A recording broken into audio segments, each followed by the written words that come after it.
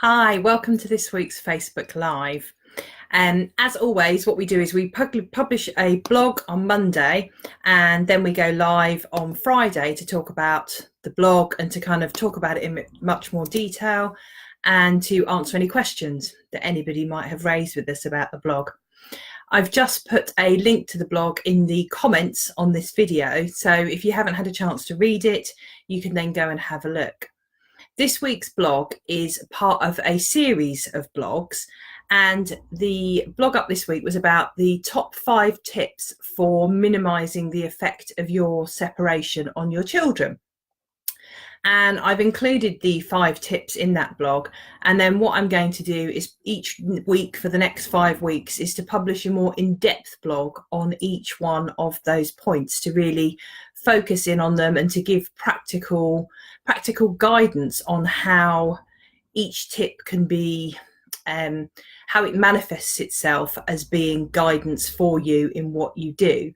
Because sometimes I think there's ideas and you think, yes, I know we need to communicate, but actually practically, if you can't have a conversation without it generating into or degenerating into an argument, then you actually need tips as to how to put that communication right.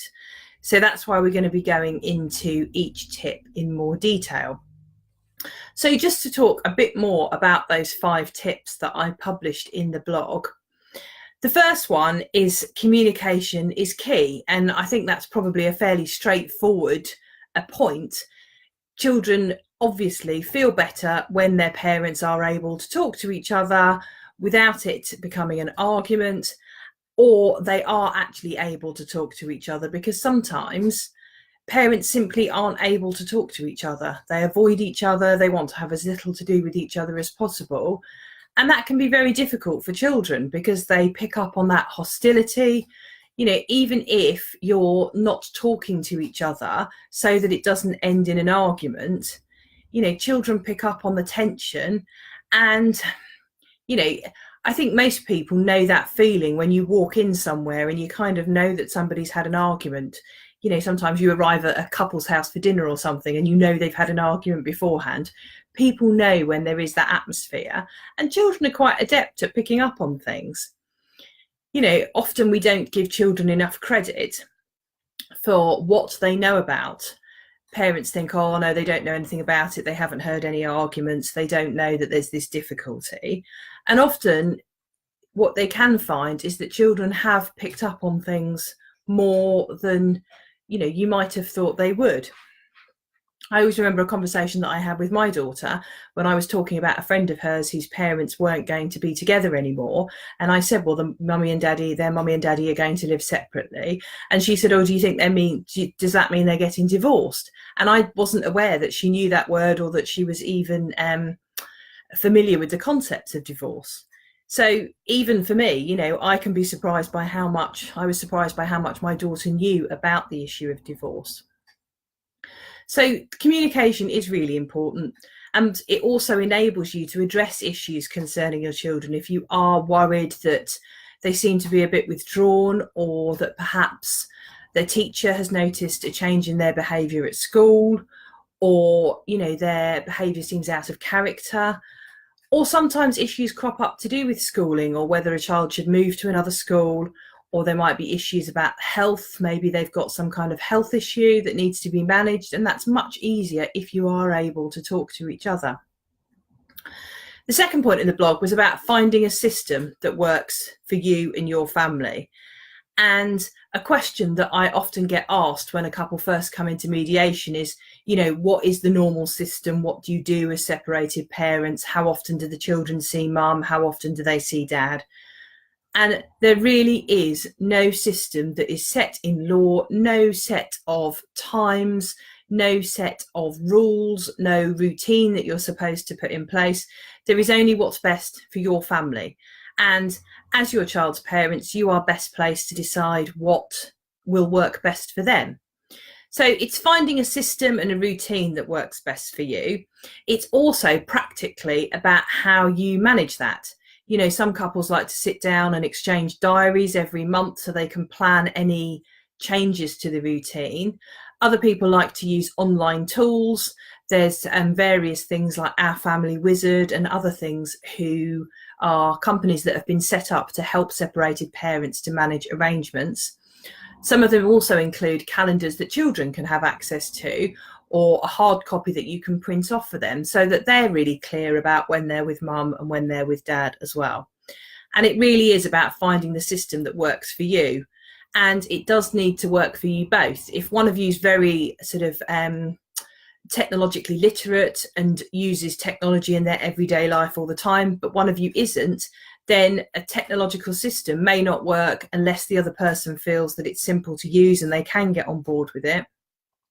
Or you have a way of blending the technology that one person uses with a hard copy diary or a system the other person uses. And if that works for you, that's fantastic. It really is about finding a system that works for you. It's not about finding something else somebody else has done or trying to make someone else's system work for you. It's really what will work for you given your individual situation. The third point is probably an obvious one, but I think it's something that's really important. Arrangements for children need to be centered around the children. So they need to be arrangements that the children can feel comfortable with, feel happy with, things that will make them feel safe and secure, and ensure that they are able to spend time with both parents and to stay in regular contact with those parents. For example, if they're with the same parent for most of the week or all of the week, then they may want to have a moment in the week where they're able to talk to the other parent if they're old enough to have a kind of meaningful conversation on the telephone, so that there is still that discussion in the week, and so that they can share things with that other parent. The time frame as well may be important. For very young children, it may be important that they don't spend too long without seeing either parent. Not always the case, but sometimes that can be something. Or if you have a child that's a very keen gymnast, or a child that does an awful lot of football, then it's really important that the arrangements you make take into account the time that they will spend doing that club and the needs they have to have rest time, to make sure they're getting enough sleep, and all those kind of things. So the real question to ask yourselves is, will these arrangements work for our children? And it's really important you look at your children as individuals, as I'm sure you would. When I'm asking people about their children, I'm always very conscious that you can say, and how are your children dealing with your separation? But if you've got 2 or more children, then it's very much a different story. One child may be okay, just need a bit of time to talk. The other child may be finding it very difficult. Your children are individuals, and whilst I think most people I see want to put in place the same arrangements for both children, sometimes that won't work. Sometimes your children may have different needs, or there may be quite an age gap, and it may be that you have arrangements for one child that don't work for the other child, and so you have a slightly different system for each child.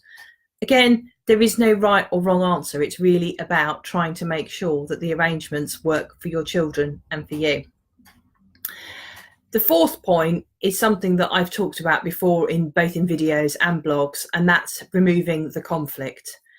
If you find things are becoming very difficult, discussions are becoming heated, things are spilling over, there's an unpleasant tone that's creeping in, it's really important to try to deal with that at an early stage if you can, because human nature being what it is, someone says something hurtful, then someone will say something hurtful back, and then soon you've got a kind of war of words going on. Whereas if you try and deal with it at the first instance, then sometimes you can prevent it escalating.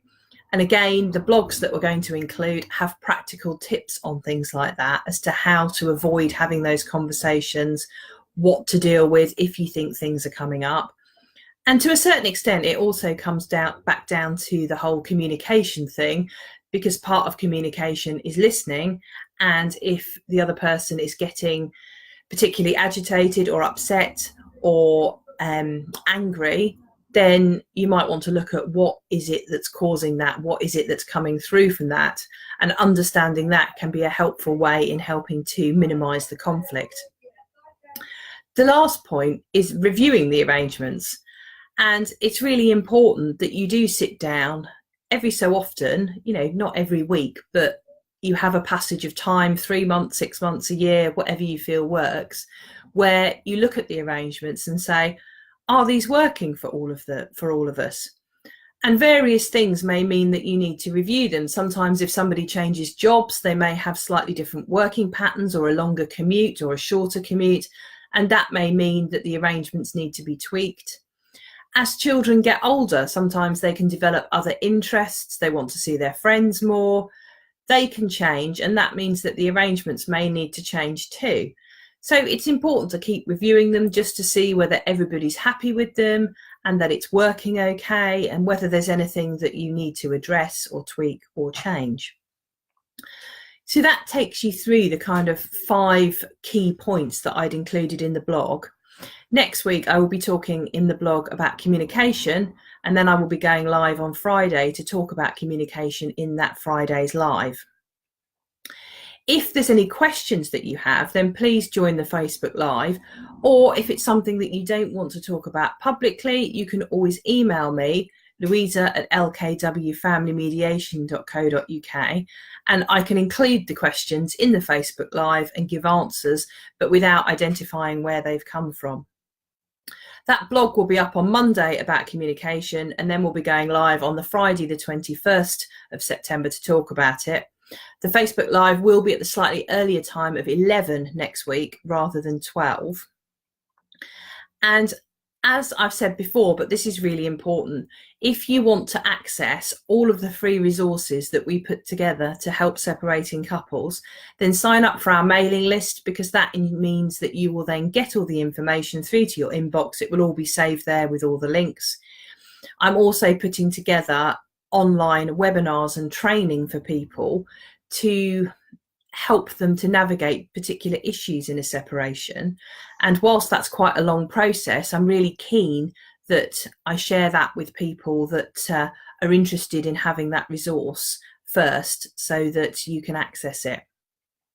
So if you do want to sign up to our list, you're going through a separation and you want to access the key tools and resources that we all share for free, then if you go to the link bit.ly/LKW FAM med list LIST, then that will take you through to a link, and you just have to enter your email address, and then you'll get a confirmation that you're added to the list. If you are a professional who works with couples who separate, then I have a different list that includes resources for those of you who are professionals to share with your clients. It also includes details of our training events that are coming up that you can book onto or share with colleagues if you feel they would be useful. And that list can be accessed by bit.ly/LKW FAMMED sign up. And I don't think there's anything else that I needed to share with you today. I am excited about the training events that we've got coming up. The details are all on our website, lkwfamilymediation.co.uk/training/. And as I said last week, I'm going to be doing a session on helping people that work with couples who separate to share their passion for dealing with things using different dispute resolution methods, and really helping people to grow that and spread the message about how important it is for couples to use these methods, so that they're not caught up in lengthy court battles, which are expensive and draining, and ultimately I don't believe in the interests of their family. Sometimes there are circumstances in which people need to go to court, but if you can resolve things by improving your communication and both working together to find a solution that works for you and your family, then that really has to be the better way forward. So I hope that that's been useful today. Please join me next week for next week's Facebook Live, and look out for the blog about communication and how better communication can minimise the effects of a separation on children, and that will be live on Monday morning. So thank you, and have a great weekend.